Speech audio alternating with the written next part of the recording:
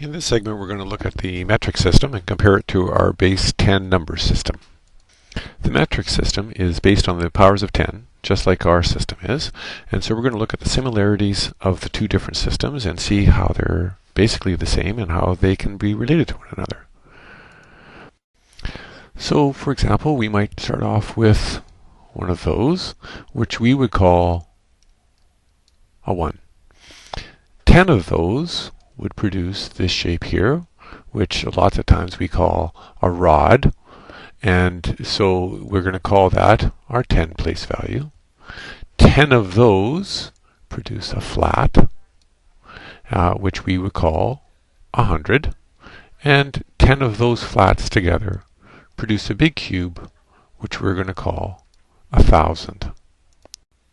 So in this configuration, we would have one set of 1,000, one set of 100, one set of 10, and one set of the ones, which would produce that number there, and we would write it this way, and we would call it 1,111.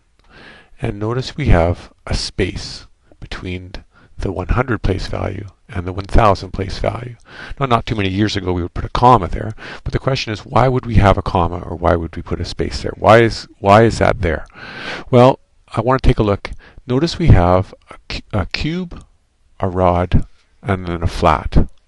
As we continue on to our thousands, we're back to our cube again. To get 10,000s, we're going to have a stack of cubes, so we're going to get another rod. And then we're going to have a flat of them, which would then produce our 100,000. So our 1s, 10s, 100s always go cube, rod, flat, cube, rod, flat, and it continues on and on. And that's one of the reasons why we would have a space there, to show the repeating pattern that occurs between the cube, the rod, the flat, the 1s, the 10s, the 100s. In English, we use the terms 1, 10, 100, and 1,000, but other languages use other terms, and in fact the Greeks were playing around with mathematics long before the English language was invented, so they got to name a lot of these things before we did. So what they did is they said, instead of calling it a 10, they're going to call it a deca. Instead of calling it 100, they're going to call it a hecto. And instead of calling it 1,000, their word for 1,000 was kilo. Now, I know some of these terms aren't used very often, but I think it's important as teachers to show students that there are place values in between the kilo and the basic meter, and if we don't show them that, they don't see the patterns that are going to show. So I want to make sure we see these. So we have names for all these, and I'm sure there must have been a name for the ones place value 1 as well, but I don't know what it is, so we're just going to call it the base value or the base unit.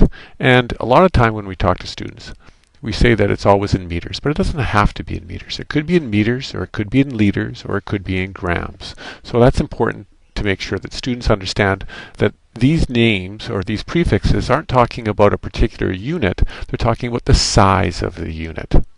How many of them do we have?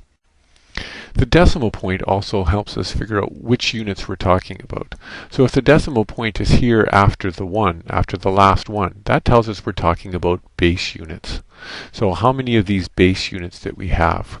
We could be put the decimal here and talk about how many hundreds or how many flats or how many hectos we have, and that changes things up quite a bit. But that's for a future lesson.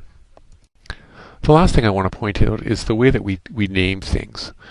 We often call this a kilometer or a kilometer. Now, if we call them a kilometer, why don't we call this a hectometer or a decameter? Or the thing over here, which is smaller than this, a decimeter or a centimeter or a millimeter?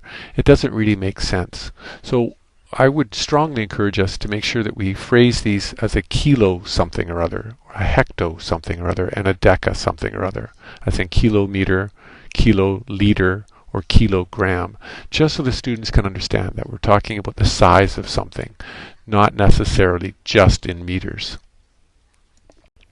The next lesson we'll talk about we'll be talking about the units that are smaller than the ones place value and how those are named as well.